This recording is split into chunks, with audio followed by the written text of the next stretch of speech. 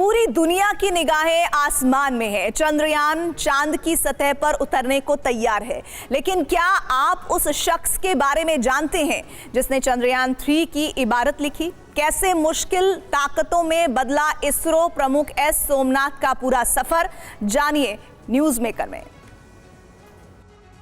3, 2, 1, 0 plus 5 seconds.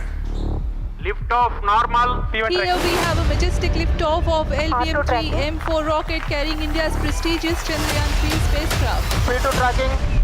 ये countdown है भारत की शक्ति का, सामर्थ्य का, जज्बे का और विज्ञान का।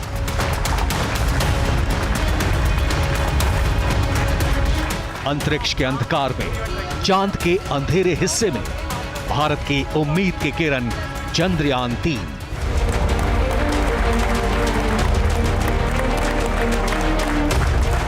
सिर्फ एक मिशन नहीं, बल्कि संकल्प है उस यात्रा का जो कई साल पहले भारत ने शुरू की। चंद्रयान 3 की लॉन्चिंग के लिए रिवर्स काउंटिंग की गूंज सुनाई दे रही है। ये तस्वीरें कहानी है, इतिहास में दर्ज होने की दास्तान है। कदम सिर्फ चांद पर नहीं, बल्कि एक सफर के मुकम्मल होने का बयान होगा। हिंदुस्तान की इस जरूरत का साक्षी बनने को तैयार है पूरी दुनिया, जो चांद की अंधेरी सतह पर हिंदुस्तान के हस्ताक्षर की साक्षी होगी।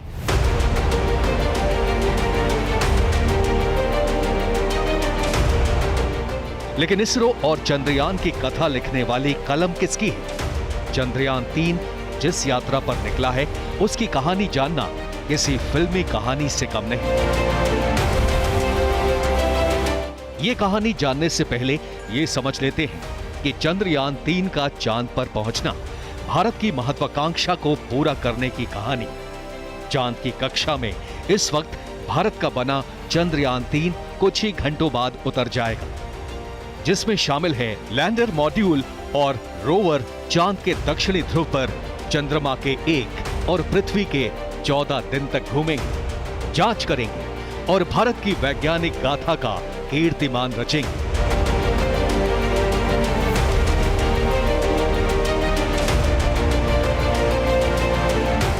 चंद्रमा पर चंद्रयान 3 अभियान के 3 मुख्य काम हैं। चंद्रमा की सतह पर सुरक्षित सॉफ्ट लैंडिंग, चंद्रमा पर रोवर उतारना, चंद्रमा की सतह की जांच। खास बात यह है कि चंद्रयान 3 ने चंद्रयान 2 के ऑर्बिटर का इस्तेमाल करके ही चांद का रास्ता तय किया। एक बार लैंडिंग होने के बाद यह करोड़ों साल से अंतरिक्ष के अंधेरे में डूबी चांद की सतह के ऊपर और नीचे की जांच करेगा। साथ ही चंद्रमा के वातावरण की भी जांच करेगा। चंद्रयान 2 के ऑर्बिटर का इस्तेमाल करोड़ों साल से अंधेरे इलाकों की जांच, सतह और सतह के नीचे की जांच, बाहरी मंडल की जांच। तो दुनिया की निगाहें इस पर है, क्योंकि चंद्रयान से ये अपेक्षा है कि कुछ ऐसी जानकारियां ये उपलब्ध करवाता है जो अमेरिका और रूस को भी जिनकी जानकारी नहीं रहती। हर क्षण पर अभी तक इसरो ने सफलता हासिल की है। चंद्रयान 3 अब चंद्रमा के बहुत नज़दीक जा पहुंचा है और आने वाले समय में इसको उस पर उतरना होगा, और हम पूरी उम्मीद रखते हैं कि इस बार सफल होगी।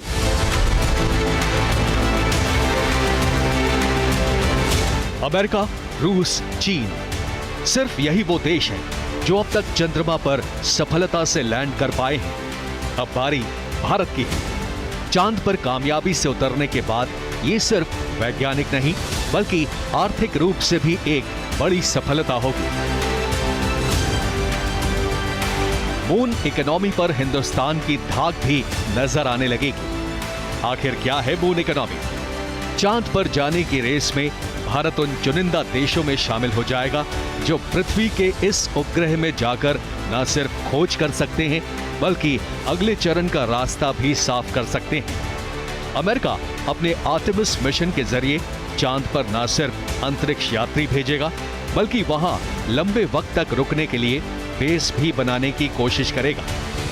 माना जा रहा है कि चांद पर लोगों को बसाने की भी प्लानिंग है। भविष्य में युद्ध, रिसर्च और यहां तक कि छुट्टी मनाने के लिए भी चांद पर बेस बनाए जा सकते हैं। स्पेसएक्स जैसी कई कंपनियां चांद तक के ट्रांसपोर्ट को बड़ा बिजनेस मान रही हैं। चंद्रयान के जरिए भारत उस बड़े बिजनेस में अपनी हिस्सेदारी के लिए तैयार है।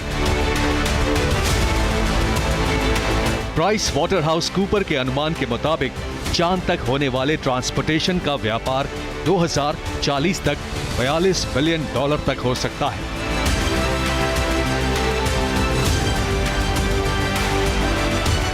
$2020 से 2025 तक $9 बिलियन, 2026 से 2030 तक $19 बिलियन, 2031 से 2035 तक $32 बिलियन और 2036 से 2040 तक $42 billion.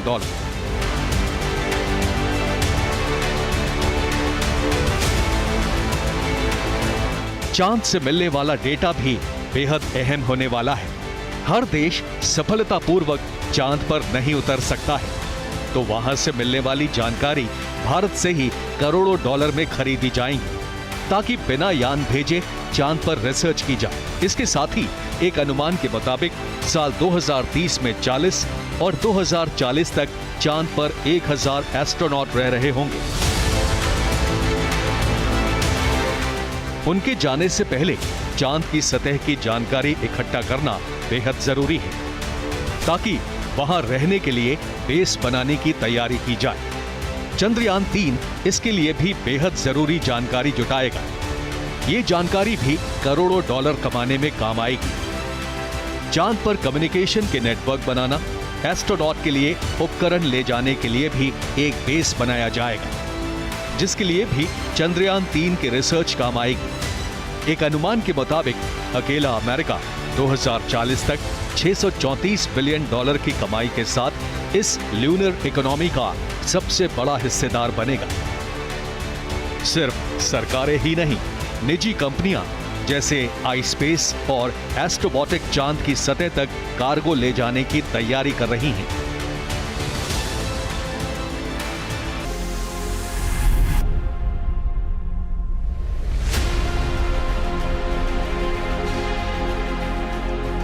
Chandrayaan 2 was hugely very good until its last phase of its landing, where we could not achieve the soft landing. It landed with a higher velocity, so that we call it as crash landing.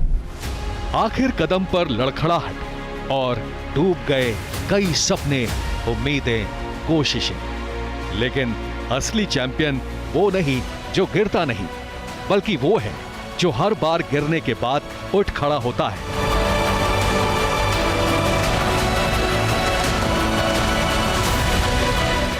Chandrayaan 2 की landing से ठीक पहले हुई गड़बड़ी से एक मायूसी आम भारतीय के मन पर भी छा गई थी, लेकिन वो मायूसी चंद्रयान 3 की प्रेरणा बनी। सबसे पहले जान लेते हैं कि चंद्रयान 2 के साथ क्या गड़बड़ हुई थी। सॉफ्टवेयर की गड़बड़ी, लैंडिंग के वक्त संपर्क टूटा। नए मिशन के साथ चुनौतियां फिर वहीं खड़ी हैं, लेकिन इस बार तैयारियां पहले से बेहतर हैं।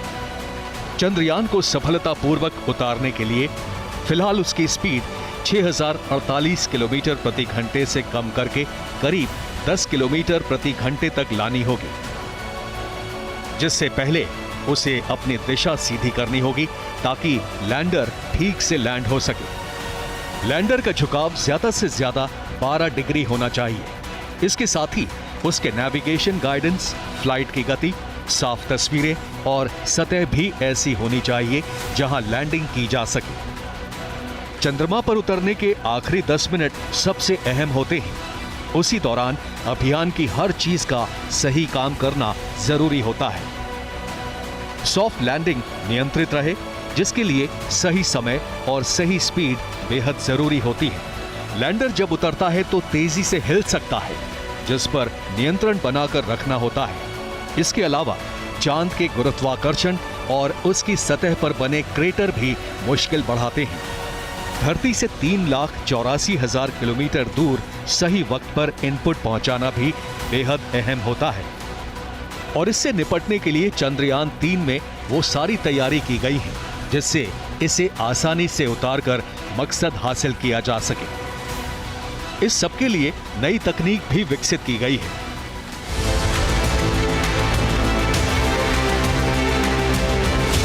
लेजर और RF multimeter, laser Doppler velocimeter और lander horizontal velocity camera, laser gyro आधारित इनर्शियल रेफरेंसिंग और accelerometer package, propulsion system 800N liquid engine, 58N attitude thruster, engine नियंत्रित करने के उपकरण, नेविगेशन, गाइडेंस और कंट्रोल के लिए हार्डवेयर और सॉफ्टवेयर, खतरा भांपने के लिए कैमरा और एल्गोरिदम, नए लैंडिंग मैकेनिज्म। पिछली बार नहीं उस तरह से जैसी हमारी अपेक्षा थी वैसा घटनाक्रम नहीं रहा। इस तरह की मिशंस में अक्सर पहली बार नाकामयाबी रहती है और अमेरिका तो मुझे लगता है कि 4-4, 5-5 बार अटेम्प्ट करके 4-4, 5-5 मरतबा करके फिर लैंड हुआ। तो लेकिन हाँ, आपका कहना ठीक है, उस अनुभव से सीखने को मिला और जो आखिरी समय में जो थोड़ी गति में फ़र्क आ गया, थोड़ी लोकेशन हो गया, तो वो सब उस तरह से नहीं हो पाया जैसे हमने चाहा था। अब उसका भी सुधार हुआ और कुछ एक बढ़ोतरी भी कर दी गई ताकि उसको पूरा फूल प्रूफ बनाया जा सके और वहाँ पर जो वायुमंडल की जो भी परिस्थिति हो उस पर उसका प्रतिकूल असर ना पड़े। चंद्रयान 3 की कामयाबी इंडियन स्पेस रिसर्च ऑर्गेनाइजेशन यानी इसरो की सफलता का एक और सर्टिफिकेट होगा। इसरो जो दुनिया भर में स्पेस रिसर्च में अपनी अलग ही पहचान बना चुका है। चंद्रयान 3 में चांद की सतह पर उतरने वाले लैंडर का नाम विक्रम है। ये नाम इसरो के संस्थापक और भारतीय स्पेस रिसर्च के पिता कहे जाने वाले विक्रम साराभाई पर रखा गया है। 1969 में इसरो की स्थापना के 6 साल बाद ही 1975 में आर्यभट्ट के नाम से पहला भारतीय सैटेलाइट अंतरिक्ष में भेजा गया था। आर्यभट्ट से चंद्रयान 3 का सफर बेहद हैरानी भरा रहा है। फिलहाल इसरो की कमान है श्रीधर पणिकर सोमनाथ के हाथ में। सोमनाथ 1985 में इसरो पहुंचे, जहां 2022 में वो चेयरमैन बने। सोमनाथ से पहले के सीवान इसके चेयरमैन थे, जो संस्था का चेहरा बन गए थे। चंद्रयान 2 की असफलता का सबसे भावुक लम्हा रहा जब चंद्रयान को असफल मान लिया गया, तो भावुक सीवान को प्रधानमंत्री मोदी ने गले लगाकर सांत्वना दी। सोमनाथ के लिए ये असफलता ही सफलता की सीढ़ी बनी। Success-based design in Chandrayaan 2, we are doing a failure-based design in Chandrayaan 3. What all can fail and how to protect it. So this is the approach that we are taken.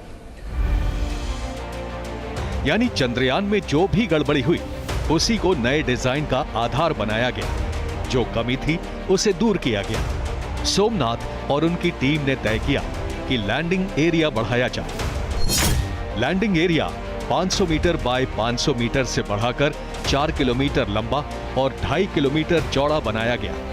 Chandrayaan 3 में ज्यादा फ्यूल रखा गया ताकि जरूरत पड़ने पर इसे दूर भी ले जाया जा सके। आखिर वक्त में आई गड़बड़ियों की संभावनाओं को भी ध्यान में रखा गया है। चंद्रयान 2 के आखिरी लम्हों से मिली फोटो से भी सोमनाथ की टीम को बहुत मदद मिली, क्योंकि वो लगातार चंद्रयान 2 मिशन के दौरान मुख्य लोगों में से एक थे। सोमनाथ के कंधों पर जिम्मेदारी आई तो चंद्रयान की प्लानिंग में थोड़ा सुधार, थोड़ा बदलाव हुआ। सोमनाथ ने मैकेनिकल इंजीनियरिंग से एरोस्पेस का सफर तय किया और खास तौर पर रॉकेट प्रोपल्शन में एक्सपर्ट बने। अब उनके कंधे पर चंद्रयान 3 की पूरी जिम्मेदारी है। सोमनाथ की कहानी भी इसरो की सफलता की कहानी की तरह ही है, जिसने दुनिया भर को दिखा दिया कि इच्छा शक्ति से आसमान के पार भी जाया जा सकता है।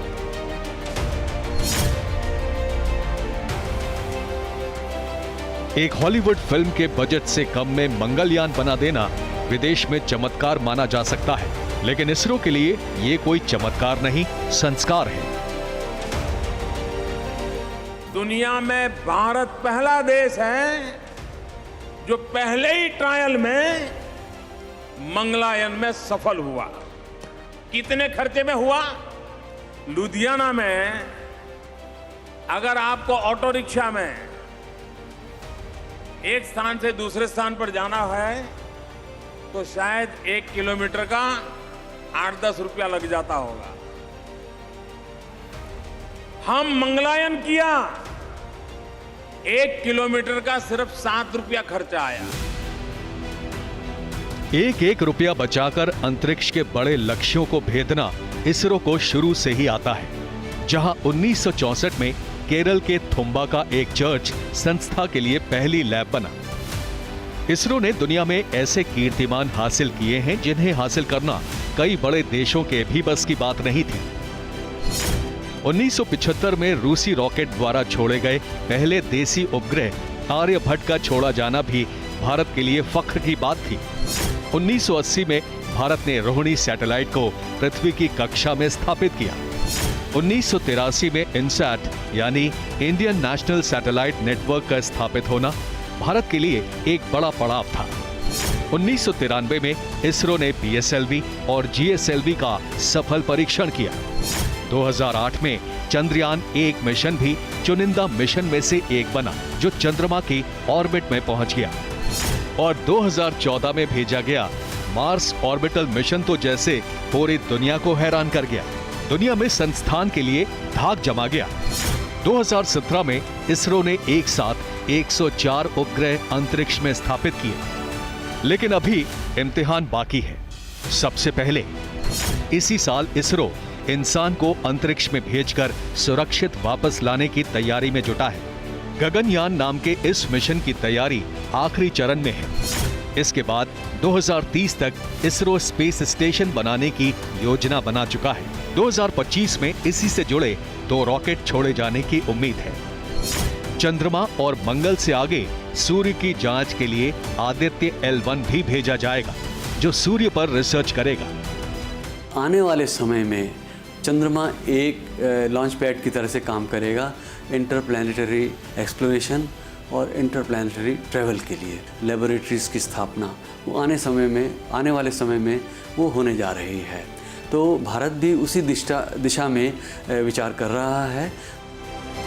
माना जा रहा है कि इंडियन स्पेस रिसर्च ऑर्गेनाइजेशन फिलहाल 50 से ज्यादा सैटेलाइट पर काम कर रहा है। जब चंद्रयान का लैंडर विक्रम और रोवर प्रज्ञान चांद की सतह की तरफ बढ़ेगा तो सोमनाथ और उनकी टीम की तरफ देश ही नहीं पूरी दुनिया की निगाहें होंगी। सफल लैंडिंग होते ही इसरो और श्रीधर सोमनाथ इतिहास में उस सितारे की तरह अंकित हो जाएंगे जो सदियों तक चमकता रहेगा।